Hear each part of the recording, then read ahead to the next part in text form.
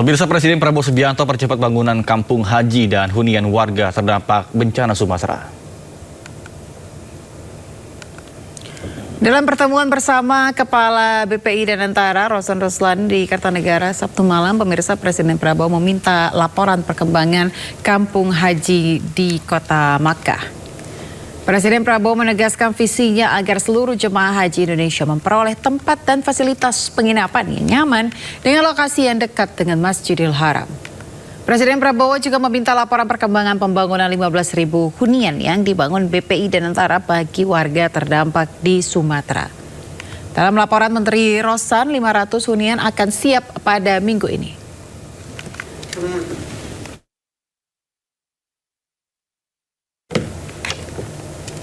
Pemirsa, Jakarta Light Festival memberi warna berbeda di tengah gemerlap lampu jalanan di kawasan Bundaran HI. Ya, meskipun Jakarta Light Festival kental dengan suasana Natal, tetapi kerlap-kerlip lampu di sana tidak hanya menarik minat umat Kristiani, tetapi juga umat Muslim. Di hari terakhir ini, wisatawan semakin ramai. Mereka datang dari dalam kota dan juga luar kota, ingin melihat instalasi lampu-lampu yang panjang sembari mengisi waktu luang saat libur sekolah. Bahkan para wisatawan kagum dengan instalasi cahaya yang dipasang di sekitaran kawasan Bundaran HI seperti berada di luar negeri. Instalasi cahaya ini dipasang di sekeliling kawasan Bundaran HI termasuk di anjungan halte Bundaran HI. Gemerlap lampu dan instalasi cahaya ini dirancang untuk menciptakan suasana hangat bernuansa Natal sekaligus menghadirkan pengalaman visual masyarakat yang melintas maupun sengaja datang menikmati suasana malam Jakarta.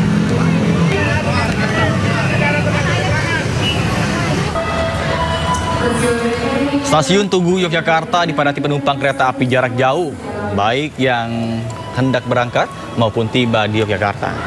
Berdasarkan data Daopenam Yogyakarta, jumlah penumpang yang berangkat dari stasiun Tugu mencapai lebih dari 14.000 penumpang, sementara penumpang yang tiba sekitar 11.500 penumpang. KAI Daopenam memprediksi puncak arus penumpang terjadi pada Minggu 28 Desember 2025.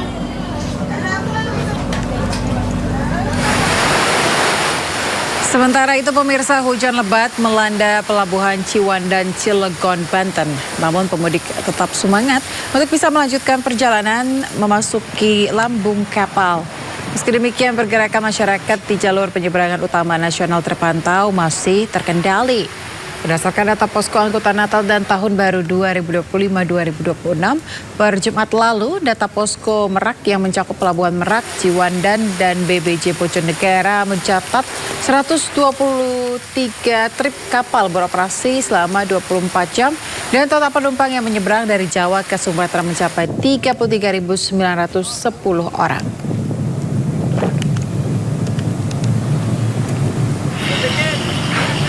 Ya, pemirsa, penumpang pesawat di Bandara Soekarno-Hatta banyak yang kebingungan hingga tersesat lantaran counter check-in dipindah maskapai.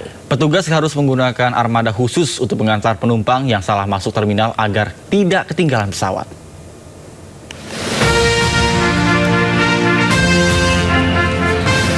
Di musim libur kali ini, banyak penumpang di Bandara Soekarno-Hatta yang tersesat karena sejumlah maskapai penerbangan pindah tempat keberangkatan.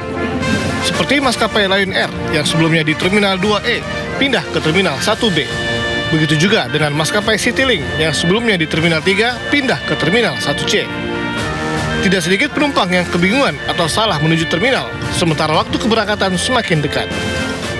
Banyak terima kasih untuk Polres Bandara Soekarno-Hatta telah menyampaikan saya karena kebingungan dari Terminal A ke karena waktu juga ya Polres mantap. Sementara itu, aparat Polresta Bandara Soekarno-Hatta sigap memberikan bantuan kepada penumpang yang meminta diantarkan langsung ke terminal tujuan menggunakan mobil khusus bandara agar lebih cepat dan aman.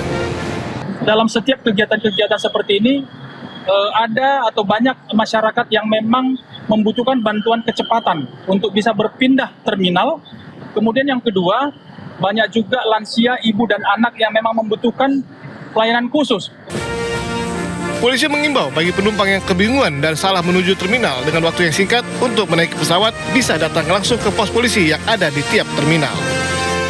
Dari Tangerang, Banten, Hasnugara, iNews melaporkan. Terima kasih Anda masih bersama kami di Sido Today bersama Senat Arman dan Ayan Lufus.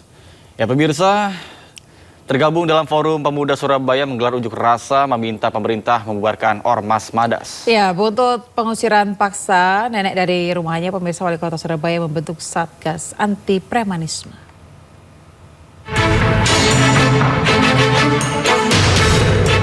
Ratusan orang menggelar unjuk rasa di depan gedung Geraha di Surabaya menuntut pemerintah membubarkan Ormas Madas. Aksi ini merupakan buntut dugaan penganiayaan dan pengusiran paksa terhadap nenek berusia 80 tahun Elina Wijayanti dari rumahnya oleh sekelompok orang diduga anggota Ormas Madas. Masa pun menilai Ormas Madas telah meresahkan warga. Selain itu, masa juga meminta polisi mengusut tuntas kasus ini. Jadi hari ini adalah pernyataan sikap perwakilan daerah rakyat Surabaya, jumlahnya mungkin 50-100 orang, untuk segera kepolisian mengambil sikap atau menaikkan status tersangka kepada para pelaku yang sudah viral videonya, wajahnya di mana-mana. Sikap kita jelas, tuntutan kita jelas, bubarkan ormas ini. Karena ormas ini dalam riwayat di Surabaya selalu bikin ulah. Premanisme, kriminal, sampai pada akhirnya terjadi kepada nenek Elina ini. Pemerintah Kota Surabaya pun memberikan perhatian khusus terhadap kasus ini. Wali Kota Surabaya Eri Cahyadi mendesak Polda Jawa Timur menindak aksi premanisme. Selain itu, Pemkot Surabaya juga telah membentuk Satgas Anti Preman dengan melibatkan TNI Polri serta perwakilan dari suku-suku yang tinggal di wilayah administrasi Kota Surabaya. Kemarin viral terkait nenek ya, yang dilakukan oleh Ormas. Itu sudah ditangani oleh Polda. Jadi kejadiannya ini harus tidak boleh berhenti. Sisi hukum harus berjalan. Maka di Surabaya ini akan kita bentuk Satgas Anti Preman. Yang di sana itu ada TNI, ada Polri, dan ada seluruh suku yang ada di kota Surabaya. Sebelumnya pengusiran seorang nenek berusia 80 tahun bernama Elina Wijayanti dari rumahnya oleh sekelompok orang yang diduga anggota Ormas Madas ramai di media sosial. Peristiwa tersebut menjadi perhatian Wakil Wali Kota Surabaya dan meminta polisi mengusut tuntas kasus tersebut. Dari Surabaya, Jawa Timur, Hari Tambayong, Ainis melaporkan. Pemirsa, sejumlah warga mendatangi rumah kos nenek Elinda yang sempat viral diusir dari rumahnya oleh sekelompok orang. Ya, warga bertemu nenek Elinda untuk klarifikasi terkait pengusiran rumah tersebut. Datang dengan membawa sejumlah bahan pokok, puluhan orang dari organisasi Madas Sedara menemui nenek Elina di sebuah rumah kos di kawasan Balongsari, Kecamatan Andes, Surabaya. Mereka datang untuk klarifikasi bahwa pengusiran nenek tersebut bukan dilakukan anggota Ormas Madas Sedara. Menurut koordinator Madas, yang mengusir nenek Elinda adalah oknum. Madas juga mengecam pengusiran nenek Elinda dan menuntut agar oknum yang terlibat ditindak secara hukum. Jadi kita tidak main-main, kita membentuk Ormas Madas ini bukan mau menyakiti orang lain. Kita tujuan itu mau membantu. Jadi kalau kita sudah banyak 1.000 orang, kita sumbangan 10 ribuan, itu kan banyak jadi. Untuk membantu yang membutuhkan bantuan bisa kasih bantuan. Itu tujuannya. Bukan mau jadi proses hukum itu harus benar-benar dipatuhi. Bahwa negara kita negara hukum. Semua ada prosesnya. Dan kita tidak bisa bergerak sendiri-sendiri tanpa ada aturan. Semua itu sudah jelas aturan hukumnya. Ya pemirsa, sebelumnya viral di media sosial seorang nenek di Surabaya, Jawa Timur diusir sekelompok orang dari rumahnya. Tidak hanya diusir pemirsa, kelompok yang diduga ormas ini juga membongkar rumah nenek berusia 80 tahun tersebut. Saya sudah dengan baik-baik. Iya. Anaknya tak bawa keluar. Ini rumahnya siapa? Rumahnya siapa? Kan tunjukkan rumahnya siapa? Kan tunjukkan, saya minta surat itu tidak ditunjuk. Saya sudah menunjukkan. Sekarang kita sudah gak bicara surat. Percuma kita surat. Uang ini saya punya kok gak bicara surat. Ayo ibu keluar. Ayo. Inilah rekaman video saat nenek berusia 80 tahun diusir sekelompok orang dari rumahnya di kawasan Jalan Sambi Kerep, Surabaya. Nenek bernama Elina Wijayanti ini bahkan diseret hingga diangkat paksa keluar rumah. Tidak hanya itu, sejumlah berkas pribadinya juga dirampas oleh sekelompok orang ini. Bahkan rumah Elina dibongkar hingga rata dengan tanah. Akibatnya, Elina melaporkan peristiwa yang dialaminya ke Polda Jawa Timur. Orang banyak yang surat baju merah itu dan tulisannya Madas Malika. Ada berapa orang? Banyak orangnya banyak. Pensiran secara paksa. Gini aja, pasal apa aja Ya, yang dilaporkan? Ya, jadi sementara ini 170. 170. Ya, jadi pengeroyokan. Setelah viral di media sosial, Wakil Wali Kota Surabaya Armuji mengecam aksi premanisme dari sekelompok orang itu. Armuji meminta masalah lahan ini untuk diselesaikan melalui jalur hukum. Saya nggak melihat benar dan salah, enggak. Melihat kemanusiaannya itu loh. Itu melihat kemanusiaannya. Semua orang melihat seperti itu. Bener, sampean pendidikan masuk gak ngerti. Sampean bayari korak iku piro sih, Pak? Nah, saya kira proses hukum ya enak, sah, semuanya legal, smooth dan tidak terjadi keributan. Hingga saat ini, kasus pengusiran dan sengketa tanah tersebut masih ditangani Polda Jawa Timur. Dari Surabaya, Jawa Timur, Rahmat Ilyasan, iNews melaporkan. Bantai Vietnam lewat skor 7-3 dalam laga semifinal Piala AFF Futsal U19 2025. Sementara itu Garuda Muda U16 lolos ke partai final. Pemirsa usai menahan imbang tim tuan rumah Thailand lewat skor 3-3. Dan informasi ini pemirsa sekaligus menutup iNews. Maksud kami program Sindo Today hari ini. Anda bisa menemukan informasi terbaru lainnya di sindonews.com. Bisa arahkan bola menuju gawang dari Vietnam. Kali ini Indonesia Laga semifinal Piala AFF Futsal U19 2025 mempertemukan tim futsal U19 Indonesia menghadapi Vietnam berlangsung sengit sejak awal. Tim Merah Putih mencetak gol lebih dulu lewat tendangan Dava Erlangga di menit ketiga. kontribusi yang begitu menggigit. Muhammad Dava Erlangga lagi-lagi. Namun 1 menit berselang gol bunuh diri dari Dava justru menyamakan skor. Kiri ada defleksi tadi. Sangat tidak beruntung dan Menit kelima, Haikal Ayasi menggandakan keunggulan Indonesia memanfaatkan kesalahan penjaga gawang Vietnam. press berujung peluang dan tidak disia-siakan. Haikal yang mampu untuk bisa mengganggu tadi penjaga. Sulaiman Rizky mengubah skor menjadi 3-1 lewat tendangan kerasnya di menit ke-6. Luar biasa kekuatan mental. Vietnam kembali membalas 1 gol di menit ke-7 lewat gol Phu Dau Hoc. Yang terarah menuju ke sisi sebelah kiri. Menit 12, Garuda Muda memperlebar jarak melalui kerjasama Afik, Dava Erlangga, dan Raivan Revian. Tenang tadi Raivan Revian. Unselfish play-nya membuka pertahanan Vietnam. Dan umpan yang dia... Keunggulan 4-2 untuk Indonesia bertahan di babak pertama. Di babak kedua menit 25, Garuda Muda menambah skor lewat sontekan Raivan Revian. yang membuat Indonesia... Vietnam tampil ofensif menerapkan skema power play, mampu mencetak gol di menit 33 hasil sontekan Pan Quang Hoi mengubah skor menjadi 5-3. Kiper Indonesia Guntur Rohmadoni menambah 2 gol lewat sepakan jarak jauhnya memanfaatkan skema power play. Pertandingan pun berakhir dengan skor 7-3 untuk kemenangan Indonesia. Di final, skuad Merah Putih siap menghadapi pemenang antara laga Thailand menghadapi Malaysia. Kalau bisa 2, Ibang, kena. Membuat chemistry para pemain tetap terjaga seperti di laga-laga sebelumnya ya. Jadi memang pelatih juga tidak akan banyak melakukan. Laga sengit semifinal Piala AFF Futsal U16 mempertemukan skuad Garuda Muda menghadapi tim tuan rumah Thailand. Garuda Muda langsung memberikan kejutan dengan unggul lebih dulu di menit keempat. Memanfaatkan kick in, tembakan kaki kiri Dava Ibnu Ramadan membuat gawang Thailand bergetar pada awal laga. Yang mengarah ke pojok dan berbuah gol bagi Indonesia. Tidak banyak kesempatan yang dimiliki oleh Indonesia, tapi anak-anak muda... Namun Kapten Sunet Tanapop membobol gawang Indonesia di menit ke-7 lewat tendangan kerasnya dari luar kotak penalti. Dilakukan oleh sang kapten Sunet Tanapop sampai di... Muhammad Dava kembali membawa Indonesia unggul 2-1. Gol dicetak lewat aksinya mengolah bola melewati 3 pemain lawan termasuk kiper.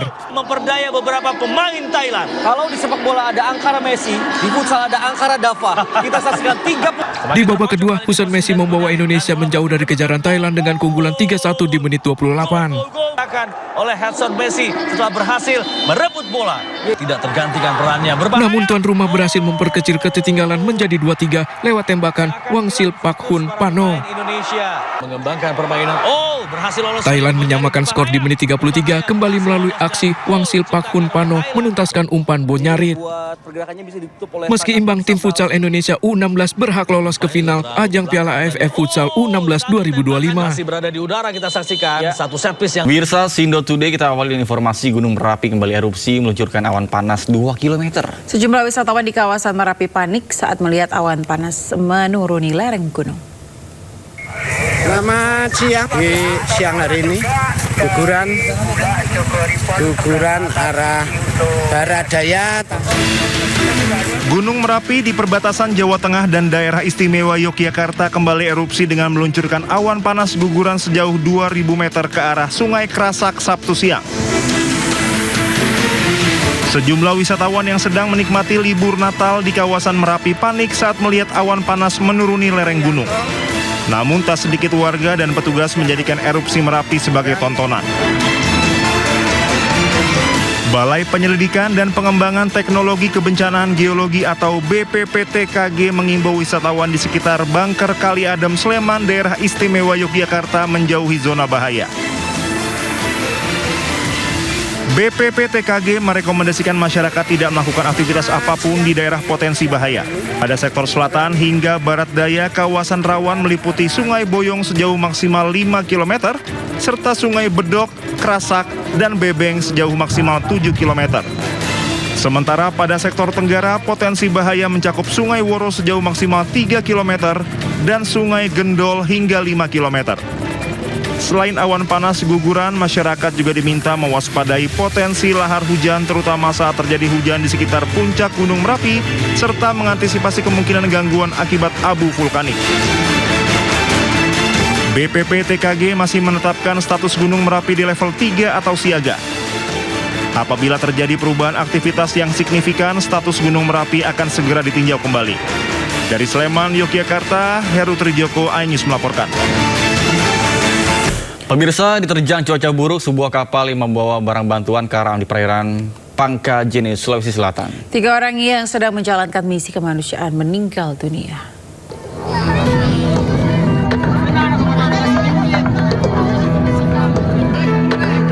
Diterpa cuaca buruk, kapal motor layar KLM Fitrijaya tenggelam di perairan Kabupaten Pangkajene dan Kepulauan Pangkep saat dalam perjalanan membawa bantuan kemanusiaan ke Pulau Saropo. Insiden tragis ini merenggut 3 korban jiwa. Di antara korban meninggal dunia, seorang camat dan 2 tenaga kesehatan yang tengah menjalankan tugas kemanusiaan. Suasana duka pun mengiringi kedatangan para korban sebelum akhirnya dibawa ke rumah duka menggunakan ambulans. Sebelumnya, kecelakaan kapal KLM Fitrijaya terjadi sekitar pukul 10.50 waktu Indonesia Tengah di perairan antara Pulau Podang-Podang dan Pulau Sarapo Lampo, Kabupaten Pangkep. Kapal naas ini membawa 11 orang penumpang dan sejumlah barang untuk bantuan kemanusiaan. Namun di tengah perjalanan, cuaca tiba-tiba berubah ekstrim. Hujan lebat disertai angin kencang membuat kapal hilang kendali hingga akhirnya tenggelam. Menurut BPBD Pangkep, beratnya muatan kapal serta cuaca ekstrim semakin memperburuk situasi. Meski tersedia pelampung di dalam kapal, namun kepanikan membuat sejumlah penumpang tidak memakainya.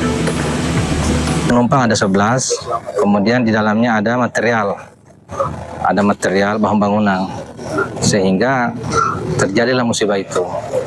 Nah, dalam kondisi yang panik itu, tentunya masing-masing menyelamatkan diri. Nah, dalam kejadian ini kemungkinan besar korban ini mengalami kepanikan yang luar biasa sehingga tidak mampu lagi.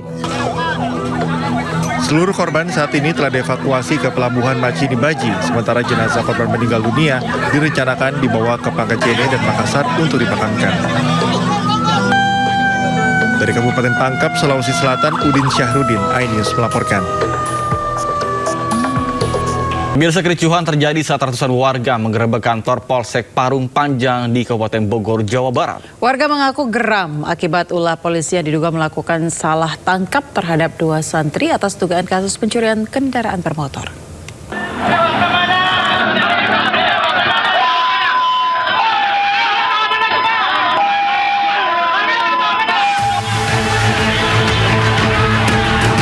Ratusan warga langsung mengamuk saat mengepung kantor Polsek Parung Panjang di Kabupaten Bogor, Jawa Barat. Sejumlah perwira polisi bahkan nyaris diamuk massa usai terlibat adu mulut hingga diwarnai baku hantam.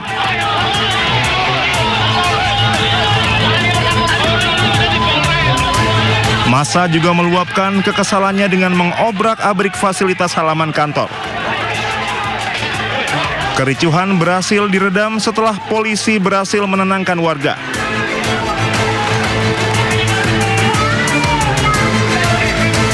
Warga mengaku geram akibat ulah polisi yang diduga melakukan salah tangkap terhadap 2 santri atas dugaan kasus pencurian kendaraan bermotor.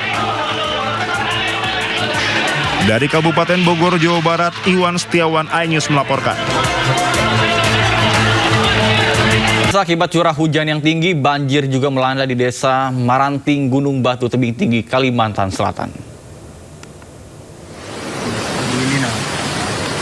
Hujan deras yang mengguyur Kabupaten Balangan dan sekitarnya sejak Jumat memicu banjir bandang.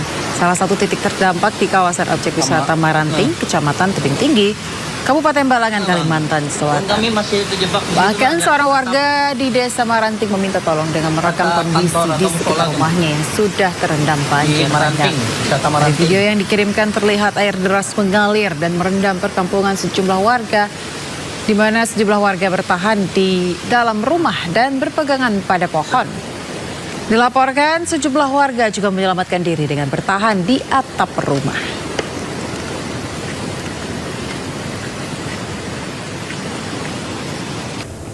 Pemirsa, jalan lintas Merah 2 yang menghubungkan Desa Blangcut menuju Desa Dayah Kruet, Kecamatan Merah 2, Kabupaten Pidi Jaya hingga kini masih tergenang lumpur dan air. Ya, kondisi tersebut menghambat aktivitas warga, terutama pengguna kendaraan roda 2. Sementara di Kabupaten Aceh Tamiang, Aceh, pembersihan lumpur terus dikebut.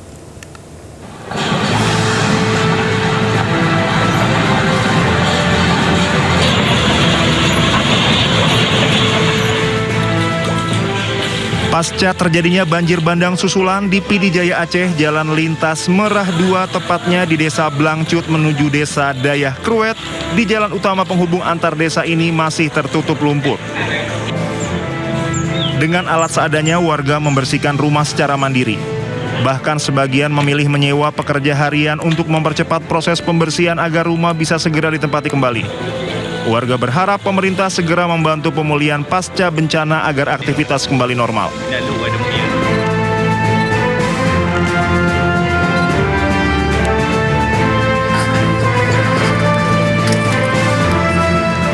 Sementara di Jalan Nasional Kabupaten Aceh Tamiang, Aceh, pembersihan lumpur terus dikebut.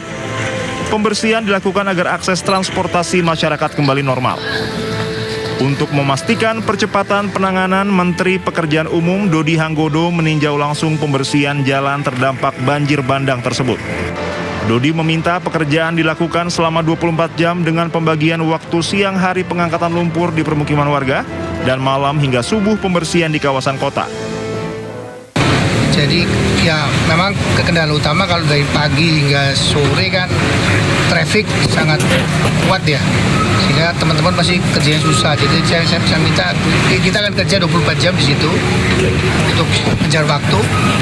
Jadi pagi sampai dengan sore teman-teman akan mengumpulkan lumpur-lumpur dari lorong-lorong kanan kiri.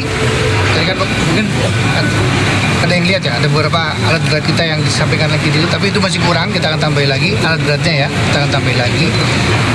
Dari Medan, saya lagi minta tolong Kepala Balai Jalan Medan dan Pembersihan jalan nasional dilakukan di ruas Kuala Simpang hingga batas Provinsi Sumatera Utara sepanjang kurang lebih 30 km. Untuk mendukung percepatan, Kementerian PU mengerahkan 22 unit alat berat dan 10 unit dump truck dengan target pembersihan rampung dalam 3 hingga 4 hari ke depan. Dari Pidi Jaya dan Aceh Tamiang, Aceh, tim liputan iNews melaporkan. Pemirsa, banjir bandang yang menerjang wilayah Kabupaten Biren, Aceh meluluh lantakan Bendung Karet Pesangan. Ya, Kementerian Pekerjaan Umum memastikan bendungan ini yang menjadi sumber air minum warga segera diperbaiki. Kerusakan parah terlihat pada struktur bendung yang melintang di antara desa Pesangan Kapa dengan Pesangan Mesanah. Petugas menyebut kondisi bendung tidak memungkinkan untuk difungsikan secara normal sehingga perbaikan akan dilakukan secara menyeluruh. Rencananya pengerjaan fisik Bendung Karet Pesangan akan dimulai pada awal tahun 2026 setelah seluruh tahapan pembersihan dan asesmen teknis selesai. Saat ini Kementerian PU masih melakukan pembersihan material banjir berupa lumpur, kayu, dan puing yang menutup badan bangunan.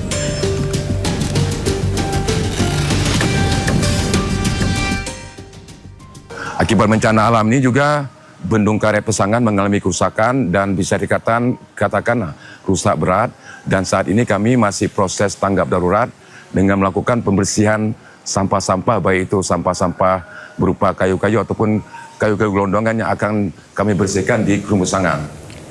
Pemirsa, bencana yang melanda Aceh Utara tidak hanya menyisakan kerusakan tetapi juga trauma yang mendalam. Untuk memulihkan kondisi psikologis pemirsa, sejumlah relawan menggelar aksi trauma healing terutama bagi anak-anak.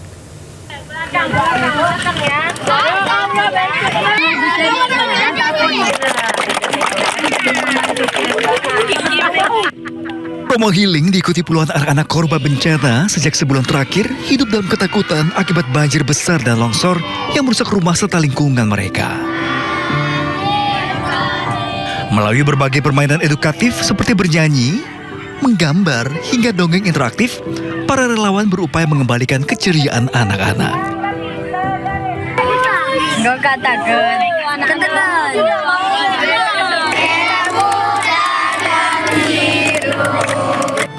Suasana haru bercampur bahagia terjadi ketika anak-anak mulai berani tertawa dan berinteraksi dengan teman sebaya. Orang tua yang mendampingi pun mengaku sangat terbantu dengan kegiatan tersebut karena perubahan positif mulai terlihat pada anak-anak mereka. Menyenangkan Pak, mudah-mudahan anak-anak yang sudah diarahkan ibu-ibu tadi menjadi cerdas, menjadi orang pintar, bijaksana dan pemberani, dan dapat menyesuaikan diri dengan segala lingkungan. Berarti sangat berharga acara tadi Pak ya? Berharga Pak. Anak-anak merupakan kelompok paling rentan terdampak secara psikologis.